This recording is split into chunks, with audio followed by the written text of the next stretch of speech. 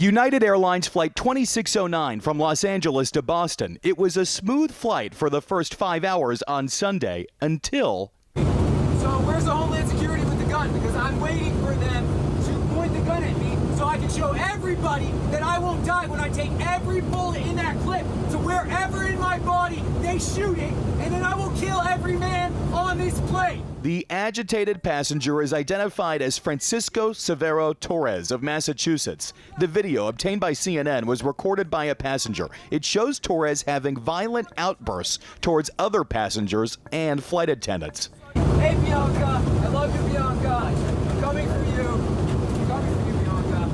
4 minutes, nervous passengers sat down and listened. Nobody cares. Nobody cares. Where's Homeland Security? There should be Homeland Security. Where are they diverting us? Because wherever it is, there's going to be a bloodbath everywhere. 15 seconds later, Torres walks out of his seat, pulls what appears to be a makeshift weapon out of his jacket pocket, and said what no airline passenger ever wants to hear. Since I'm taking over this plane. Oh my God. Dude, I'm telling you right now. Oh no. I'm telling you right now. While United Airlines says there were no reported injuries, the Justice Department says Torres rushed towards one of the flight attendants in a stabbing motion with a broken metal spoon, hitting the flight attendant on the neck area 3 times.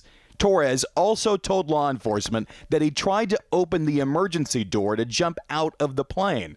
Torres also claimed he was defending himself because he believed the flight crew was trying to kill him.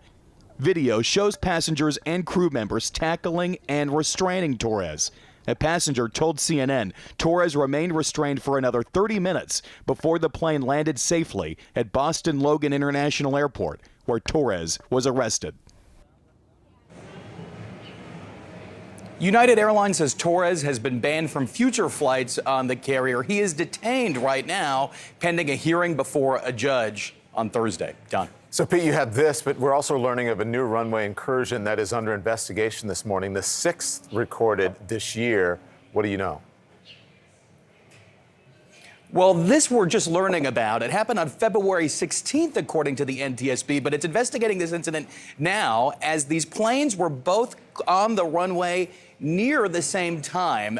American Airlines flight cleared to land on the runway at Sarasota Bradenton International Airport as an Air Canada Rouge flight was taking off. We know the NTSB is investigating this. No doubt it will come up tomorrow during a Senate hearing with the acting administrator of the FAA. Another safety incident on America's runways, Don. All right, Pete Montine, thank you.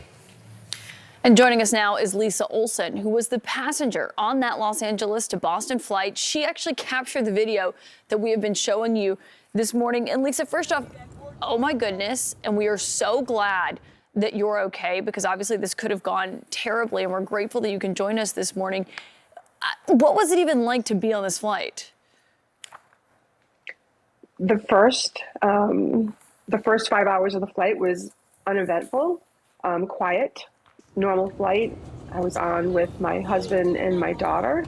And, about 30 minutes before we were landing, I heard, a commotion. He was getting louder. He was about 2 rows diagonally in back of me.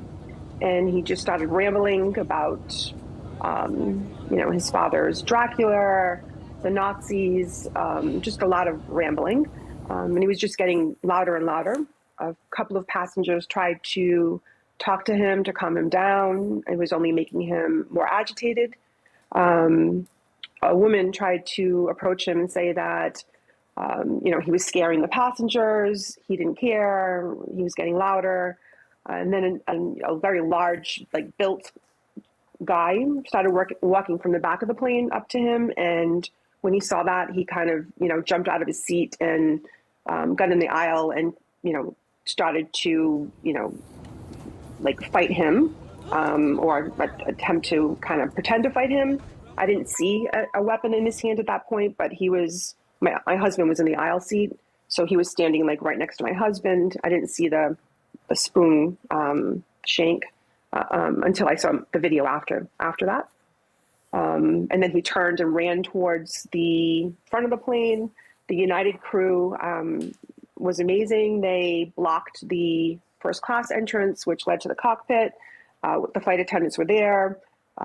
Many men from the plane jumped up, followed him. tackled him to the ground, and there were probably about 4 to 6 of them that sat on top of him to restrain him. The flight crew, immediately had zip ties to zip tie his feet and his arms. He was still screaming, and he somehow escaped from the zip ties.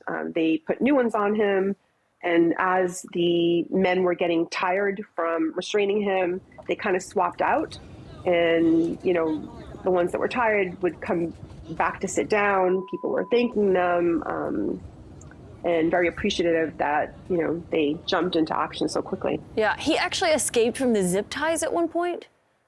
He did. I think he was so out of control. I don't know if they didn't get him on tight enough. I don't know exactly what happened, if he busted out of them or if he just wiggled out of them. But he was still very combative for the beginning part, so it may have been that. And but people at that point, once we knew that there were only one additional set of zip ties left, people were sending up their belts to help restrain him. It's remarkable to see how quickly all of your fellow passengers responded. The fact that you were able to have the presence of mind to record this when you were sitting so close to him is remarkable. I can't believe there's just one pair of zip ties left. Did you notice anything beforehand, when he was boarding the plane or in those that's a really long flight. Had you noticed any weird behavior from this man before then? I did not. And I questioned myself on that, but he was in back of me. So I didn't see him board. He was sitting in the exit row in the middle, but he was 2 rows in back of me on the opposite side. So he was kind of diagonally in back of me. I didn't notice him until I heard him. Yeah. And he attacked a flight attendant. Do you know how the flight attendant was doing? What was it like getting off the plane after you safely landed? So when he stormed to the front and he was on the ground, he was, the last, it was probably 30 minutes that they had him down there. Towards the end, probably 5 minutes, maybe 10 minutes, he was quiet. He was screaming a lot before that. And as soon as the plane landed, I think the flight attendant was, okay. I don't think it was a deep puncture wound. But he was right in front of the door when they had him on the ground. The Massachusetts State Police came on board, cuffed him, took him off the plane. The EMTs came in and attended to the flight attendant. And then they came back and questioned, some of the passengers. Lisa, this is a pretty jarring experience. I mean, we've been talking so much about close calls with flight takeoffs and turbulence and all of these things that have been happening in the skies, this incident happening now as well. Does it make you hesitant to fly or scared to fly at all? Ironically, no. My husband actually jumped on another flight yesterday morning and left. I had my 17-year-old daughter with me. She was very upset during the whole time. She was crying. She thought that we were going to crash. But for whatever reason, the United crew, plus all the passengers being able to act so quickly just was very comforting. I had complete confidence that they had everything under control, and I didn't feel, unsafe or in danger during that time period. A lot came out after the fact. I think that I assumed that when he started yelling, because he was quiet for the first 5 hours, that I thought maybe it was drugs or something happened where it just set him off.